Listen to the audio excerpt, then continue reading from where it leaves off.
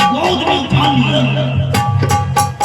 में उठा के ले जा करके अंदर हवेली लेके गया।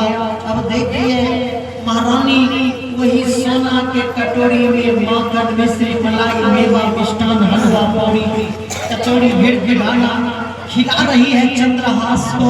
अब देखिए सुख की घड़ी आ गई है। कितना दुख हुआ। भगवान दुख देते हैं कि सुख भी देते हैं। जब सुख हो जाए तो इतराना नहीं चाहिए, इठलाना नहीं चाहिए। आज देखिए चंद्रहास सुख में आ गया है, राजा के घर में आ गया है। बढ़िया बढ़िया कपड़ा पहनता है, बढ़िया बिछावन पर सोता है, बढ़िया बढ़िया भोजन करता है। समय बीतता चला गया। समय बीतते बीतते चंद्रहास 18 वर्ष के हुआ। 18 वर्ष के जब हुआ तो अब राजा कुलिंद्र सोचा मेरा बेटा जवान हो गया और मैं वृद्धा हो गया, क्यों ना मैं अपने बेटा को राज तिलक दे दूं, इस राज्य का मालिक बना दूं। राज सिंहासन पर बैठा दिया चंद्रहास को और पूरे देश विदेश के राजाओं को निमंत्रण लिखा, पत्र लिखा कि मैं राजा कुलिंद्र मैं अपने बेटा को राज तिलक दे रहा हूँ और इस राज तिलक में जितने भी राजा हैं आइए हमारा बेटा को आशीर्वाद दीजिए। एक पत्र बैमनमा राजा को भी मिला। कौन बैमनमा राजा? ध्यान में छे कि भूल गली? बैमनमा राजा की नाम रहे भूल गए। राजा दृष्टबुद्धि, राजा दृष्टबुद्धि बैमनमा को भी एक पत्र मिला। मंत्री था, मंत्री को कहा कि रे मंत्री चिट्ठी को पढ़ कर कहां से आया है, करो जल्दी करो। हमारा अनुदिए नहीं आया इसको। देखिए कलिए पढ़े तो कहे छे हमरा स्कूल में मुरिए नहीं आता।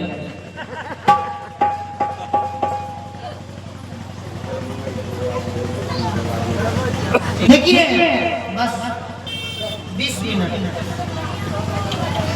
सरकार का ने 20 मिनट और मैं से नहीं मिला।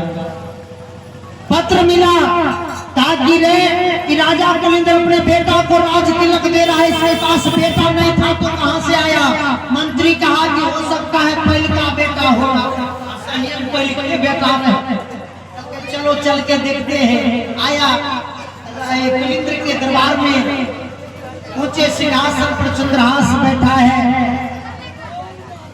बैमनमा राजा को नहीं पहचाना।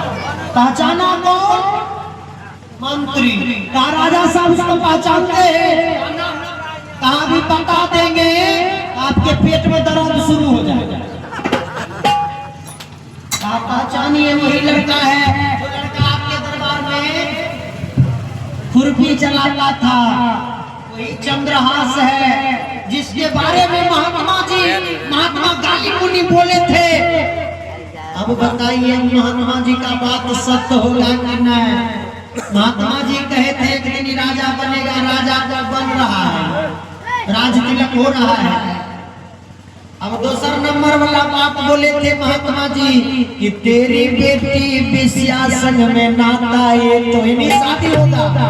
अब की राजा हो गया है, अपने भिखारी रहा नहीं, नौकर रहा नहीं, अब शादी होने में कोई दिक्कत तो राजा का तो उल्टा गिनती शुरू हो गया। कहा कि रे मंत्री अभी भी कुछ नहीं बिगड़ा है कि इसको मरवा देंगे। कैसे? देखो न हमारे खेला, एगो चिट्ठी लिया, लिख दिया, अपने बेटा के नाम से चिट्ठी लिखा और राजा कुलिंद्र को बुलाया। कहा कि कराइए हम आपके यहाँ भोजन नहीं करेंगे। कहा क्यों? कहा इसलिए कि जब तक हम माला नहीं फेरते हैं तब तक भोजन नहीं करते हैं। हाँ तो माला फेर लीजिए। माला कैसे फेर लेंगे? माला घरे पर भूल गए। आप माला लाने के लिए कौन जाएगा? कहा आप अपना बेटे को भेजने दीजिए। चंद्रहास से कहा रे बेटा इनका घर देखा है जाएगा? चंद्रहास देखा, मनी मन कहा इनका घर तो बच्चे से देख लिए आ जाएंगे। वे मन महाराजा अपने बेटा के नाम से चिट्ठी लिखा कि जुग जुग जियो बेटा मदन और रहना खुशहाल, जा रहा है पत्रवाहक बिस्ने देना लाल। कि रे बेटा पत्रवाहक भेजे छियो ए जे की पहुंचतो एकरा जहर घोल के शरबत पिलाई दी है कि मर जाए, नहीं जिंदा रहते नहीं राजा बनता नहीं हमर दामाद बनता। अब देखियो पत्र चपोत के दे दिल के चंद्रहास के, चंद्रहास अपने मुराठे में खोस लिया और चल देता है राजा मन में यहाँ कि गावे गावे प्रभु की भजन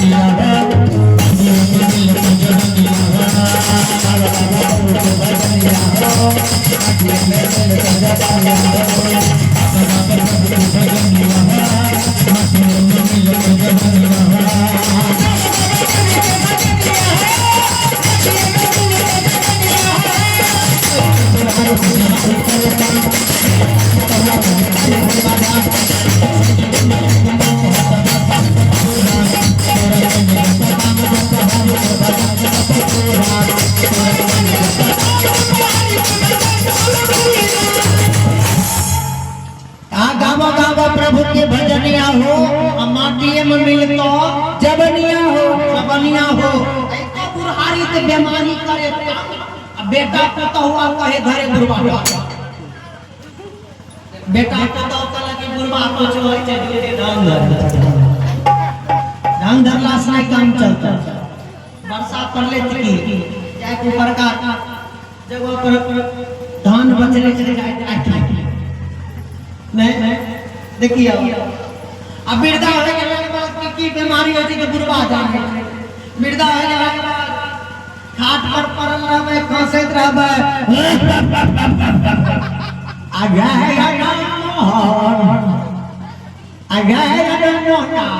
की कलो बाबा की हो आगे एक लोटा पानी देने दे।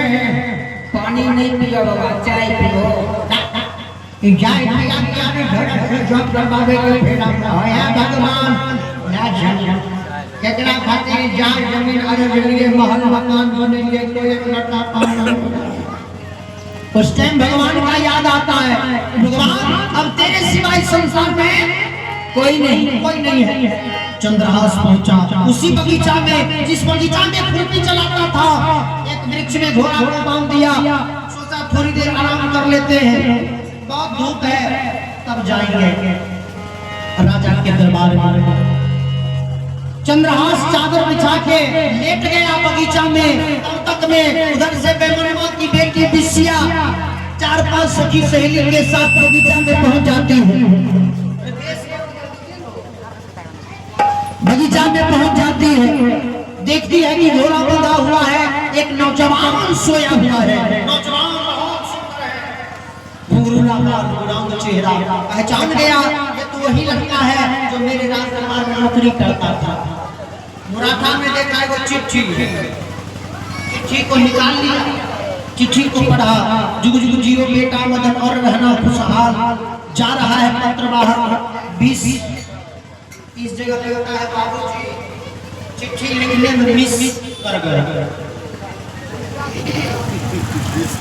उनको बिसिया लिखना चाहिए था तो बिसिया लिख के छोड़ दी।